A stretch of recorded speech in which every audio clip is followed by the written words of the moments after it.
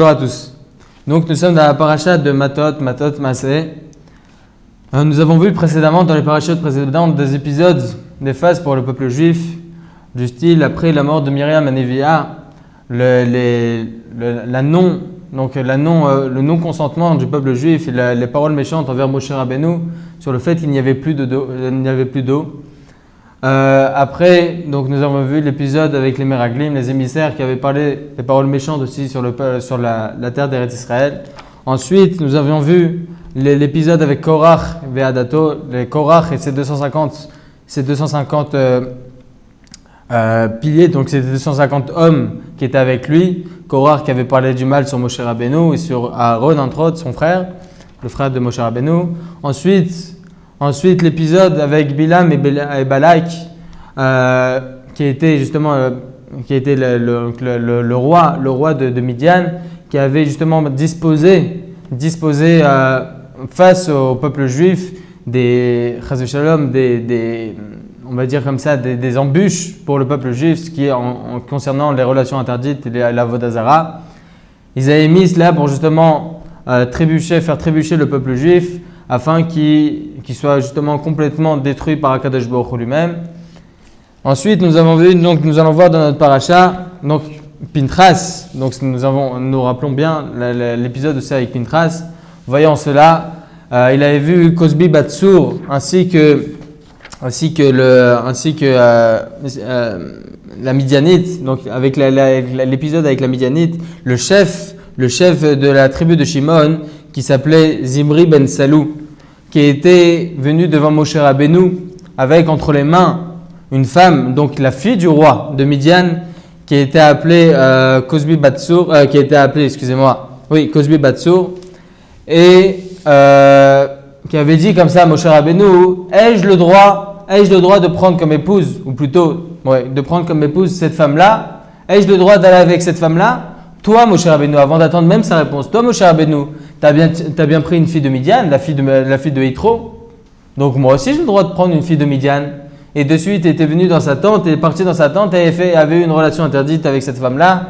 Pinchas, voyant cela, voulant venger Akadosh Baruch Hu, venger le nom d'Akadosh Baruch Hu, après avoir eu un tel acte, pris une lance, comme il est rapporté dans les Mefarshim. Donc la semaine dernière, nous avons rapporté les commentateurs qui avaient expliqué de manière explicite donc tout l'épisode de Pinchas, et avait tué Cosbi Batsur et ce chef de Shimon, Zimri ben Salou. Et grâce à cela, donc la Magefa, donc l'épidémie qu'Akadosh Baruch Hu avait envoyée sur le peuple juif après avoir eu toutes ces relations interdites, après avoir été trébuché entre les mains des Midianim, 24 000 hommes sont morts. Et grâce à Pinchas, Akadosh Baruch Hu a arrêté justement cette Magefa-là, cette épidémie. Nous allons voir dans notre paracha qu'Akadosh Baruch Hu demande à Moshe Rabbeinu de faire une guerre contre Midian afin de les tuer tous, de brûler les villes et de tuer tous, que ce soit les enfants, etc. Les enfants, les femmes, les hommes, etc. Tout le monde devait être tué par l'épée. Sur ce, nous allons justement bien expliquer ce point-là. Une des midas tova de Moshe Rabbeinu, un des bons points de Moshe Rabbeinu, qui était justement la Hanava et aussi la Karatatov. Nous avons vu dans les parachutes de Shemot, lorsque Akadosh Baruch Hu avait demandé à Moshe Rabbeinu d'envoyer les 10 plaies sur le peuple d'Égypte, Moshe Rabbeinu avait refusé de lever son bâton et de frapper la terre et de frapper l'eau, etc. par Akarat Atov. La mère, elle, qui avait... Donc Akadosh Baruch Hu demande à Moshe Rabbeinu de frapper l'eau pour qu'elle devienne en sang. Moshe Rabbeinu avait dit: je ne le ferai pas moi, c'est Aaron qui le fera. Pourquoi? Parce que moi, l'eau, elle m'a sauvé. Lorsque ma mère Yocheved, elle m'a mis dans un panier, dans l'eau, quand j'étais encore nourrisson, l'eau m'a protégé, c'est-à-dire elle ne m'a pas noyé, elle m'a protégé. Donc je dois une tova, elle m'a fait une tova à l'eau, donc je n'ai pas envie de la frapper maintenant. C'est la karatatov, c'est un minimum de respect. Maintenant qu'elle m'a sauvé, je n'ai pas le droit de la frapper derrière. Donc c'est par Karatatov. C'est la même chose lorsque Akadosh Baruch Hu demande à Moshe Rabbeinu de frapper la terre. Moshe Rabbeinu refuse parce que la terre elle-même l'avait sauvé. lorsque Moshe Rabbeinu, alors encore en Égypte, encore adolescent, tua un Égyptien, la terre l'ensevelit, et grâce à cela, aucune personne ne put voir l'Égyptien tué par la main de Moshe Rabbeinu. Ainsi, la même chose dans notre paracha, nous allons voir encore cette même Akaratatov de Moshe Rabbeinu. Kadosh Baruch Hu demande à Moshe Rabbeinu, tu feras une guerre contre Midian, et après cette guerre, ta vie s'arrêtera là, pour que le peuple juif puisse rentrer en Eretz Israël, parce que toi, je t'ai interdit de rentrer en Égypte par certaines choses que nous avions expliquées précédemment. Donc demande à Moshe Rabbeinu de faire une guerre contre Midian et de tuer tout le monde. Moshe Rabbeinu refusa d'aller lui-même en guerre et demanda à Pinchas par contre d'aller en guerre. Il a rapporté dans le Da'at Zekenim, Baal HaTosfot, donc ceux qui ont écrit le Tosafot, le Baal Zekenim, Da'at Zekenim, pardon. Il a rapporté là-bas que pourquoi Moshe Rabbeinu refusa l'offre, on va dire, ou plutôt d'aller en guerre contre Midian après la demande de Kadosh Baruch Hu, parce que Midian, c'était la ville refuge de Moshe Rabbeinu, alors qu'il était justement, comme nous avions expliqué, après avoir tué l'Égyptien, Moshe Rabbeinu s'enfuit d'Égypte et alla à Midian, là où il allait rencontrer Yitro, son futur beau-père. Donc Midian a été sa ville refuge, Midian a été le peuple qu'il a, on va dire, couvé et sauvé des Égyptiens. Donc Moshe Rabbeinu dit à Kadosh Baruch Hu, je refuse. Pourquoi? Parce que je dois un minimum, ils m'ont fait une tova, ces Midianim-là, ils m'ont fait une tova de pouvoir me garder et me sauver et me couver comme cela dans leur ville. Donc je leur dois un minimum. Et donc moi personnellement je n'irai pas en guerre. Par contre j'enverrai Pinchas. Pinchas ben Elazar, comme nous avons dit, c'est lui qui a sauvé le peuple juif. Par extension, c'est lui qui a arrêté cette magéfa-là, cette épidémie-là. Après avoir prié à Kadosh Baruch Hu, après avoir tué donc Cozbi Batsour et Zimri ben Salou, après à Kadosh Baruch Hu, de suite à Kadosh Baruch Hu arrêta l'épidémie.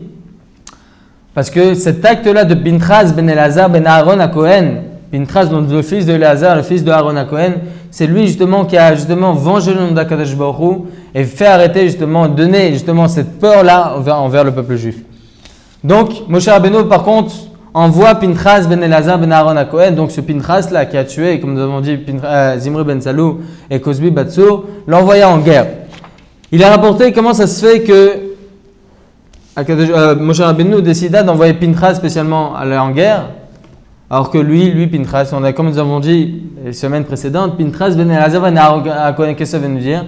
Ben Elazar ben Aaron à Cohen, il servait le temple. On sait qu'Aaron à Cohen, il servait le temple. Donc Elazar, son fils, il servait aussi le temple. Lui, Pinchas, allait aussi servir le temple. Donc qu'est-ce qu'il connaissait en armes? Qu'est-ce qu'il connaissait en armée, etc. Lui, il était plus Bemissirot Nefesh, il était plus maintenant enfui dans sa Torah, il était enfui dans son limoud, etc. Maintenant, pourquoi Moshe Rabbeinu, lui, l'envoie en guerre? Il a rapporté ici dans Rashi, lorsque Moshe Rabbeinu décida d'envoyer Pinchas en guerre, il a écrit là-bas dans Rashi, une des raisons pour laquelle il a fait ça, c'est parce que il savait que Pinchas n'allait pas flancher, elle allait tomber entre les mains des Midianites encore, des filles de Midian, elle allait se faire influencer.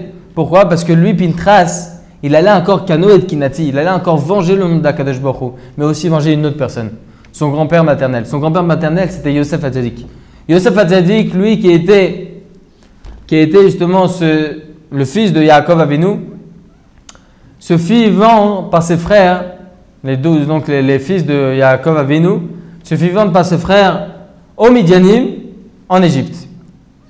Donc Pinchas, lui, lorsqu'il allait partir en guerre, comme il explique ici Rashi, c'est pour ça que Moshe Rabbeinu décida d'envoyer Pinchas en guerre, même s'il était dans son limoud, etc.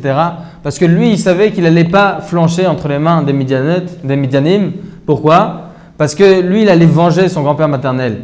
Pourquoi? Parce que lui, Pinchas, lorsqu'il allait partir en guerre, il savait que Yosef Hatzadik, donc son grand-père maternel, a été vendu par les frères donc, de Yosef aux Midianim. Donc pour venger le sang de Yosef, qu'à cause de lui, tout le peuple juif allait retomber en Égypte, et à cause de cela, 400 ans, et à cause de ça, ils subirent 210 ans d'esclavage. Donc Pinchas Hatzadik, Pinchas ben Elazar ben Aaron HaKohen, allait partir justement seulement et uniquement pour venger le nom d'Akadosh Baruch Hu et aussi venger son grand-père maternel qui était Yosef Hatzadik.